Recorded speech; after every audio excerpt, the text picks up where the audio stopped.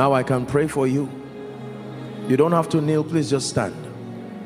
Now I can pray for this grace that brings exaltation. I have seen it. I know it works. Believe me, there is a grace that lifts. There is a grace that grants you access to kings, to systems, to structures. There is a grace that enthrones beyond your wildest imagination. Many of us here have been lifted. We have tasted of honor and glory. We have seen the help of God. But I submit to you that at any level there is still more. There is still more. There is still more. Lord, may we never forget.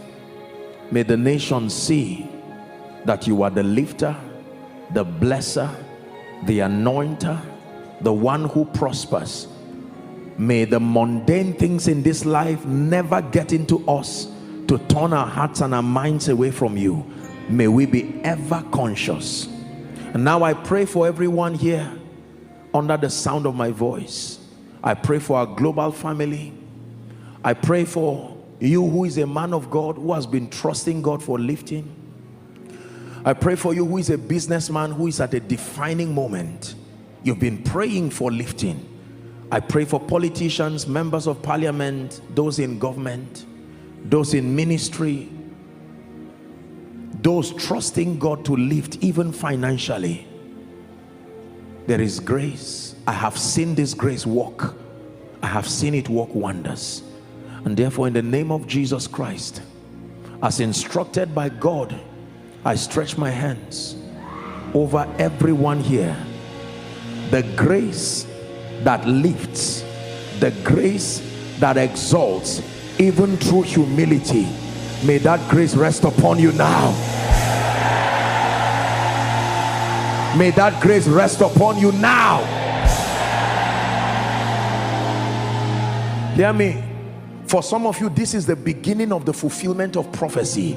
All the things you saw in your dreams, God was waiting for you to hear this sermon before the angels are activated, because where God is taking you, you need this message to remain. Therefore I declare, now that you have heard it, I call upon my God and your God. Father, in a fearful way, begin to lift people from tonight. Spiritual liftings, financial liftings, intellectual liftings, ministerial liftings, in the name of Jesus Christ. Access to systems, access to the hearts of kings, may that grace come upon you now. Never will you call for help and be left alone again, in the name of Jesus Christ. Hear me. Anyone who is due for promotion of all sorts and has been kept by reason of any in the name that is above all names, may this grace come upon you and lift you to a sign and a wonder. Those in ministry, co-laborers in the gospel, I stand in agreement with you that in the name of Jesus, everything that has stunted the growth of your churches, your ministries, your ministerial platforms, by the power that raised Christ from the dead, receive this grace and rise.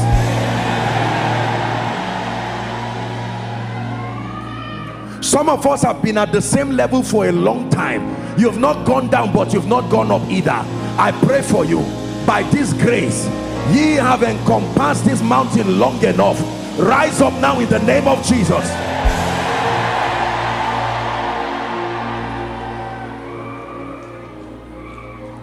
Hear me. Any spirit that has taken advantage of pride in your life to keep you down, help that gentleman. Any spirit that has cooperated with your ignorance in this area, some of you may have been arrogant based on this psychological thing. It's just your passion to prove a point, your passion to be known and to be celebrated. Any spirit that has taken advantage of you, by the blood of the eternal covenant, I cast those spirits out of your life, out of your destiny, out of your destiny, in the name of Jesus Christ. Therefore I declare over your life, no more stagnation. Age-long doors that have refused to open, in the name of Jesus, we swing them open now. Hear me.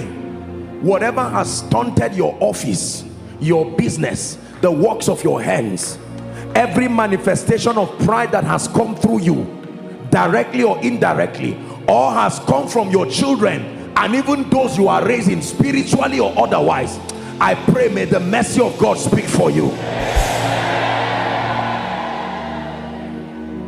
Grace to walk in true humility. Receive that grace. Grace to acknowledge Jesus as the source and the only source of your rising. May that grace be released upon you. Hear me. Any association in your life that seeks to distract you from acknowledging Jesus, and anything that is planted in your heart that makes you ashamed of letting the nation